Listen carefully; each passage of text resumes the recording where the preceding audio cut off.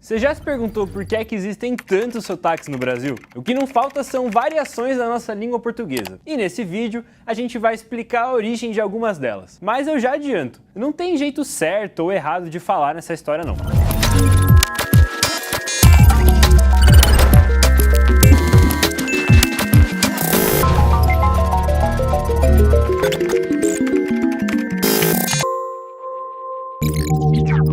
Dá uma olhada nessa palavra aqui do lado. Como é que você pronunciaria ela? Porta ou porta? E essa aqui?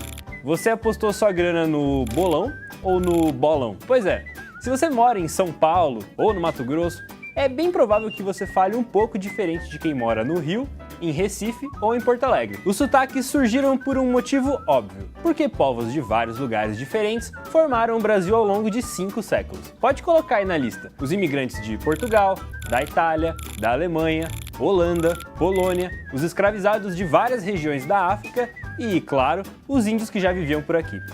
Gente de tudo quanto é canto. O idioma português aqui no Brasil se transformou conforme esses povos se misturavam ou se isolavam na hora de ocupar um território. Foi o que aconteceu com o famoso R caipira. A história do R de porta começa no século XVI, quando os portugueses chegaram ao Brasil. Naquela época, havia mais de 1.200 idiomas indígenas, e é claro que a comunicação entre os dois lados foi complicada. Olha o que dizia uma carta de 1576, enviada a Portugal por Pero de Magalhães Gândavo, um historiador da época. A língua de que usam por toda a costa carece de 3 letras. Não se acha nela F, nem L, nem R, porque assim não tem fé, nem lei, nem rei.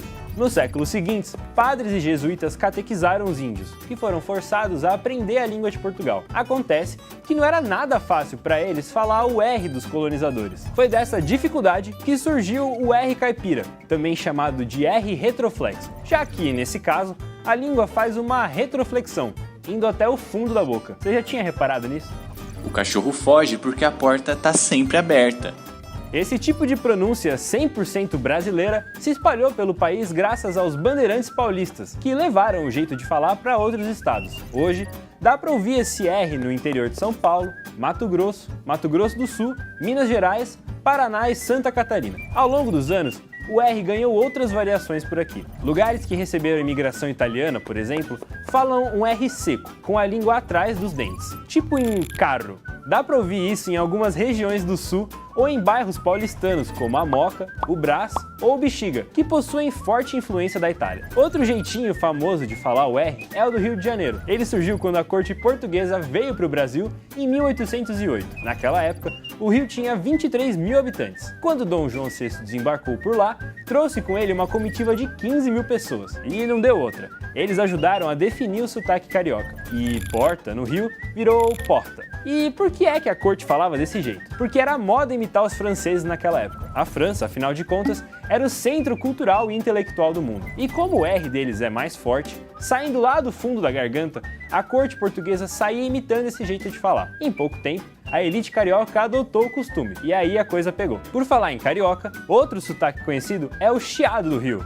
Sabe? Esqueci o isqueiro na esquina da escola. Assim como o R, o culpado pelo S com o som de SH foram os portugueses, já que eles falavam com chiado desde sempre. Ele não só pegou no Brasil inteiro, porque em várias regiões mal se falava português. É o caso de São Paulo. Os próprios colonizadores ali falavam um dialeto derivado do Tupi-Guarani, que não tem o S chiado. Outra cidade cheia desse chiado é Florianópolis. A ilha tem um sotaque próprio, aliás. Mofas com a pomba na balaia. É que a capital de Santa Catarina recebeu muitos imigrantes da ilha de Açores e da Ilha da Madeira. Outras cidades do Brasil também receberam portugueses dessas ilhas, como é o caso de Porto Alegre. Mas a capital gaúcha já era bastante populosa, com diversos povos ali, e o sotaque não pegou. Já Florianópolis tinha poucos habitantes, daí não teve jeito, a cidade ganhou um sotaque bem característico. Agora você provavelmente já ouviu essa frase aqui. Leite quente dá dor nos dentes. Pois é.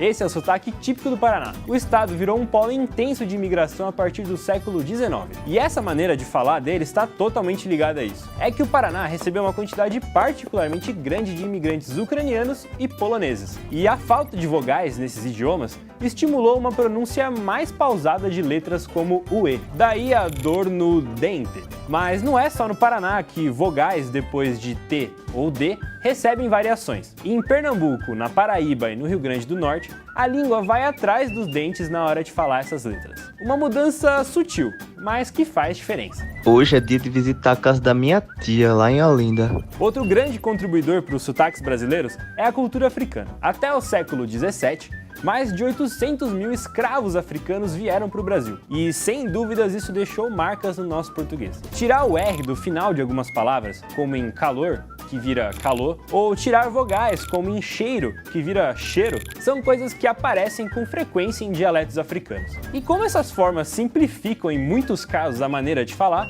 acabaram se popularizando no dia a dia em boa parte do território nacional. A diversidade do nosso português é enorme, e não tá só na maneira de falar não. Existem inúmeras coisas que, dependendo da cidade onde você tá, recebem nomes diferentes. Como que você chama isso aqui?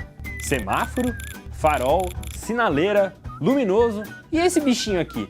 Uns dizem libélula, mas dá pra chamar de cigarra, lavadeira, helicóptero, zigue-zague, cavalo do cão, cachimbal...